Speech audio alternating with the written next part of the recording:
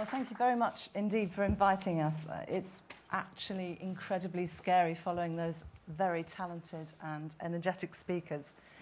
But we wanted to share with you what we've done so far in our lives, and we've hung it on the theme of eccentricity, because that's what we feel everybody has inside them, and we should celebrate it.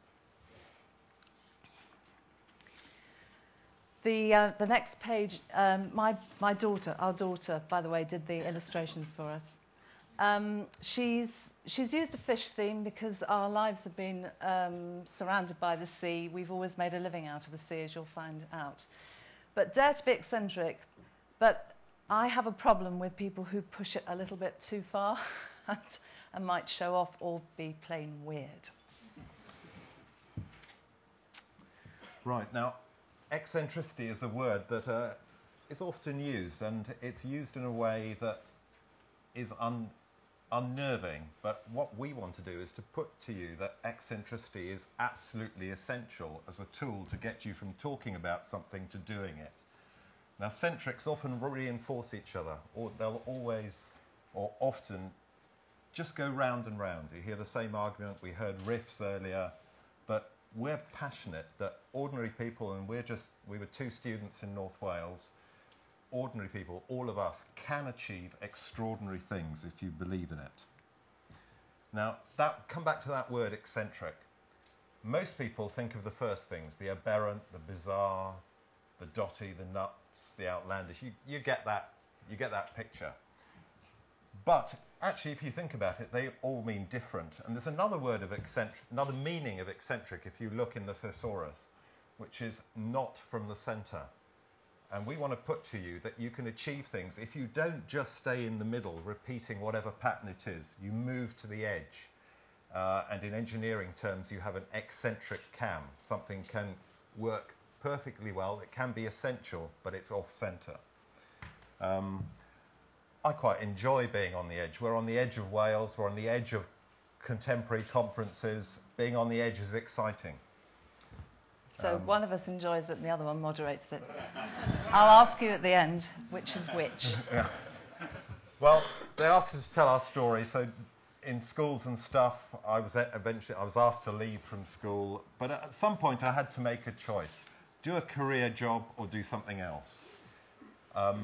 For me, I'd done the equivalent of the Harvard Business School thing, but a business school in North Wales. And I had to make a decision whether to go and work in London, and I was aiming at working in a bank, or do something else. And I had an interview with the Bank of England. And when we wrote these slides, we had one of our rare arguments. Alison put inverted commas around it. So that's before we heard your talk. Yeah. So we may need the divorce lawyer. But we did have to make that huge choice, that jumping off that the previous speaker talked about. And my decision point was lying in that field. Do I go for the Bank of England interview, or do I start something completely different? And the stimulus was a friend who was growing oysters, selling fish, and maybe I could sell his oysters, or maybe I could do something. And we made that huge decision. I actually went for the interview to the Bank of England, and it was decided for me, really, because all they wanted to talk about was that I was wearing a green suit. And I wanted to talk about economics and what I could do for the world, and they just wanted to talk about, why did you wear a green suit to come and work for a bank? And I knew then straight away that I was never going to work for a bank. Meanwhile, I'd obviously met David and fallen in love with him, and we were eating a lot of fish. So I decided that the only way around this was to take a job in a local school, so we could put lentils on the table instead. Our next big decision, and this is stories from Wales, this one, is that we bought a derelict building, a house. We borrowed a small amount of money from relatives, and we tried lots of things in this building. We had a bit of fish to hang it on, but lots of fish. But we also had a bank loan to repay, and we tried this building as an art gallery, all those things. But that next big moment was just thinking eccentrically when somebody said to us, "Why aren't your live lobsters bright red?" And for those of you who've eaten lobsters or seen them, live lobsters are dark blue, black. And out of that just came this idea. Well, we could explain this, we could tell people about it, but we could charge them, and we could start a business out of it. So out of that came the sea zoo. We called it a sea zoo because it sounds more exciting than an aquarium, but it had an ecological message. We've had 2.5 million visitors there in the 15 years that we ran that successfully. We employed 240 different people. We've released 10,000 baby lobsters through that growing project back into the sea. It's still going, it's still sustainable. We actually felt it was time for new blood, and we sold it, put it on the market, but who should buy it? An old member of staff. So it's now got a new lease of life and going along there. But how do you get PR for something that is completely new with no budget? And we heard earlier that you can do it with bugger all. And for us, our key moment was, for those of you who come from outside Britain, Michael Fish is a famous weather forecaster. He's on the TV all the time.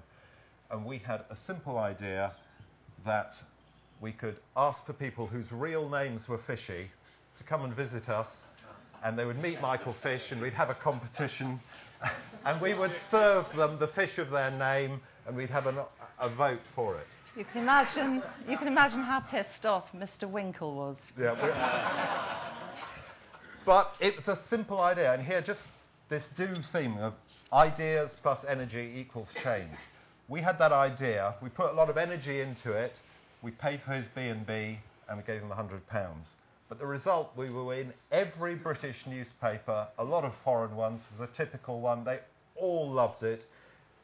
Almost zero budget, got us worldwide coverage just through a simple idea. I can talk about that, but that's just an illustration. But it's not all about success. In 2001, we had foot and mouth disease in Britain, and 80% of our income suddenly stopped. We had no tourists coming. We also have a small amount of grazing land, and we couldn't charge the farmers for that. And we had a holiday cottage, and that was obviously unoccupied. And the thing that we felt was worst was a complete lack of support and understanding. The Welsh Assembly government and the British government took a long time to realise that it's going to hit other people other than farmers. So we decided to take it into our own hands. And I don't know, any of you remember John Peel, who's sadly no longer with us, but he had a show called Home Truths on Radio 4 in the morning, Saturday morning. And I just emailed the editor and said, I think you should know what's going on here. And they sent me recording equipment, and then they did about a 20-minute slot on us. And it made all the difference in the world. People were so kind. They emailed. We were sent an envelope with £20 in it to put towards the debts that were mounting. It was incredibly emotional at that time, and we reflected earlier how sadness communicates. But we were at a point where the bank said, well, you've got to sell the house and the business, but publicly banks were supporting people. Yeah. Tony Blair had said, he was then Prime Minister, do not visit the countryside. And we were really backs against the wall. However, and we did that survive. Sadness that Alison communicated through Home Truths had an incredible, powerful effect. And we went on from that. And this is a picture of me dressed as a lobster. And I handed a petition in to 10 Downing Street, which was quite difficult with the clause. Now, this is, if you want to get noticed, you've got to do something different. Now, there was a countryside march on London. All the farmers, we were all really upset because we'd lost all our income. We all had banks, people, employees to support. But guess who got invited inside 10 Downing Street? Yes. The person dressed as a lobster. They had to get undressed before to have the security search. But that took us a long way. But it's a memory of a difficult time, but with hindsight, it was really important. Going back to the theme of eccentricity, we believe that it is part of innovation. And at the end of the 1990s, tourism was beginning to take a bit of a nosedive. It was incredibly seasonal. We made a very good living in the summer for us and our 36 staff, and then we steadily lost all the money in the winter. So we thought we would have to come up with a new stream of income. So we sat down with some staff and we came up with 60 different ideas, just completely off the wall. Things like making the castles of Wales out of sand for people to buy and put on their desks. Not surprisingly, that one didn't work. And we tried a few of them, and the sea salt one was the one that stuck. It stuck because we knew we had clean seawater, because we were already breeding lobsters and seahorses at that time. And there it is. And we also had a license. You have to pay the Queen to extract water from the sea. It's lucky we didn't tell the comedian that last night, wasn't it? And as you can see, it's very clean. So the birth of Halen Môn happened on our Arga, the very Arga, in that very saucepan. David literally scooped up some water, we put it on the Arga, and we saw what would happen. And what did happen was that we got a grey sludge. So we went back to the drawing board until we got it right. Now we supply, I think, 22 countries with this product, and you will hopefully have seen it on your tables at dinner last night. Although I have to say the food was very well seasoned, so you probably didn't taste it. We now have 12 sustainable jobs, and yeah, it's all going swimmingly. Right, we've seen a drawing of the White House. Here's another one. Yeah, that's mine. It's not as good. You can tell why we're not cartoonists. But we've gone from just a farmhouse in Wales to supplying the White House indirectly. So Obama's favourite chocolate is topped with our sea salt now. And if you either visit the White House or what he has on his desk, have we got a picture of it? Yeah, we have. It's the next one. That's that one. it. Yeah. So it's just a smoked salt from Wales that tops a caramel chocolate. And that's quite nice to have taken something from a farmhouse to the White House. It's smoked for us on Anglesey as well by friends of ours. Yeah. We don't smoke it So ourselves. we'll get the trumpet blowing out of the way, because I'm using this to show that you have to think big. Even if you're just started with that saucepan, you can take it a long way. So we're in supermarkets and Marks and Spencer's. Top restaurant in Britain is the Fat Duck. We've got the awards. TV's done stuff on us. There's always something in the pipeline. There's a programme in the autumn called Aid in Britain by the guy from The Young Ones and Bottom. And there are no PR agencies. It's just Alison and I. This is the third business that we've evolved into. And we're just saying you don't have to have PR agencies to take you a long way. Right, this is just to illustrate the fact that we do like to work with chefs. In fact, there's one here in the audience that we're working with at the moment. And he is using it. You can just see it in the corner there. It was in our old packaging. But unfortunately, a lot of chefs nowadays will only use products if you pay them. And these were in the far-off, heady days when that didn't happen. Right, jumping up again to changing and having to be eccentric. We'd spent many years really coming up with this flaky sea salt. And then we met a multinational who are Walker's Crisps. And they said, well, we want to use you. We'll take your salt, but we want you to grind it up and turn it into a powder, which is a bit odd when we'd gone to all this trouble getting it how we wanted. But sometimes the customer is right, but we could do something different. And we entertained these people, lawyers from Switzerland, working for Pepsi, the buyers. We entertained them with a homemade picnic from Alison on the seashore.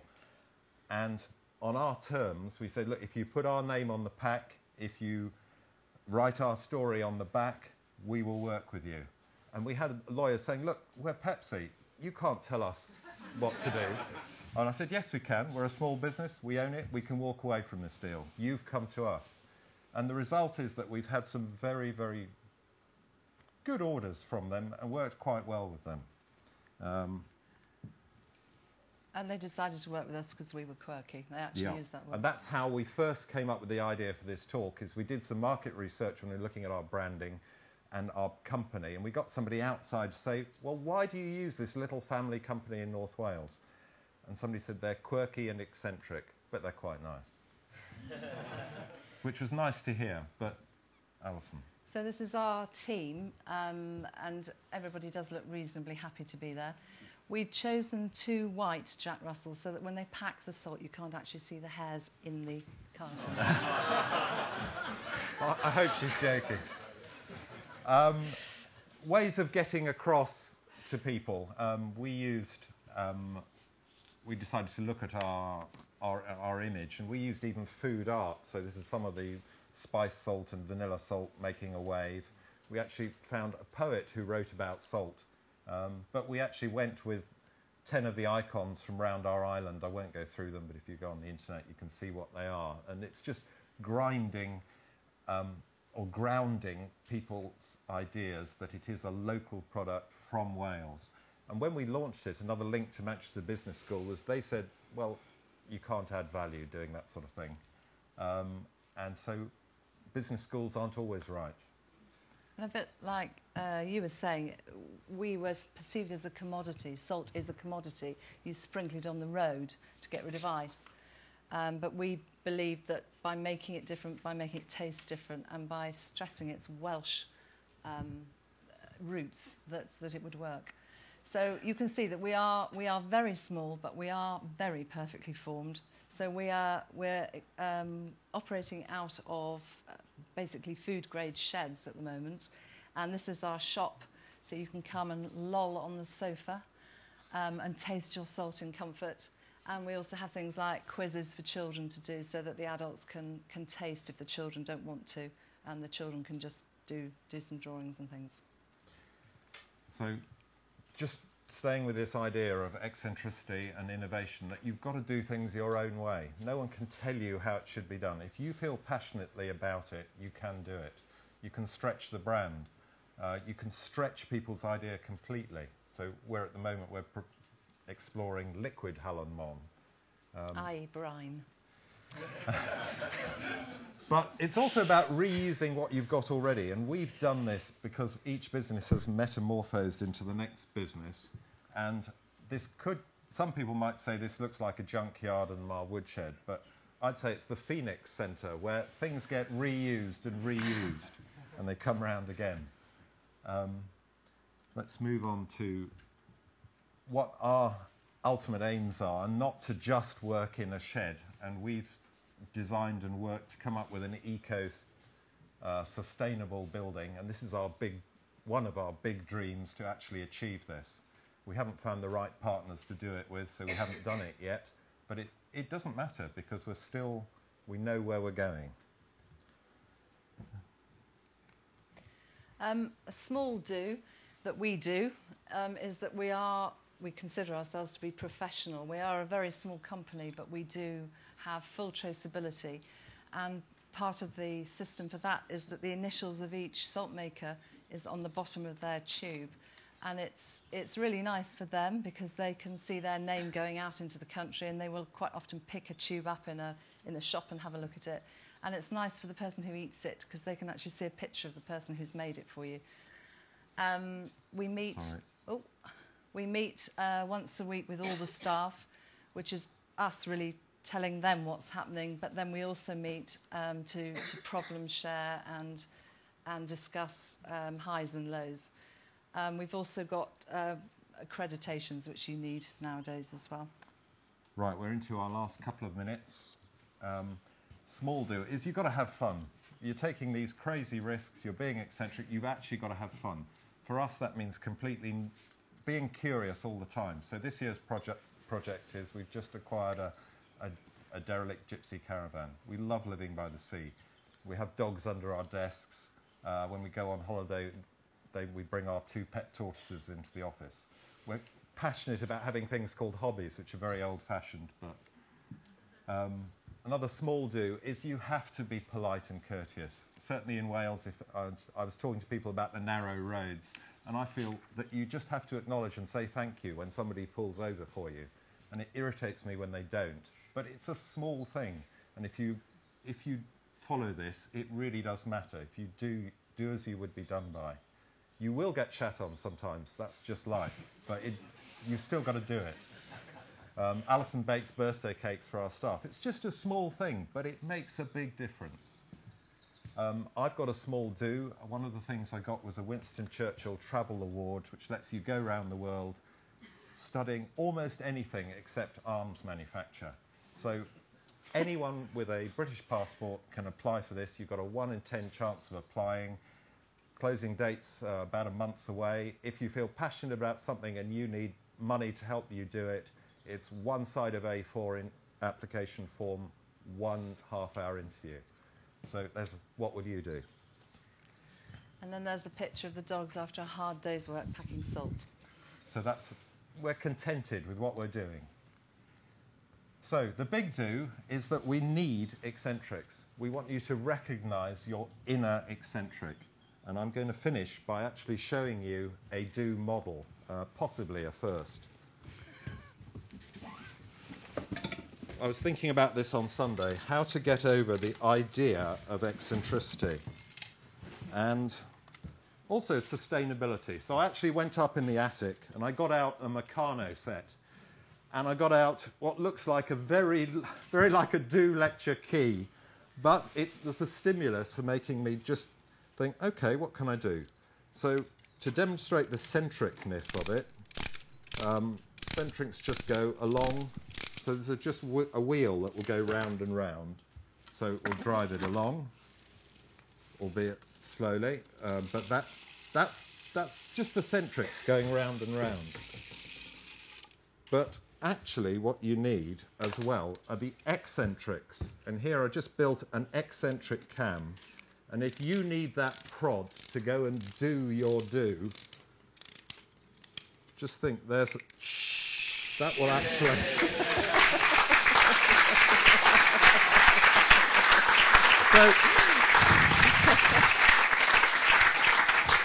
on that note, we've overrun by a minute, but thank you very much indeed.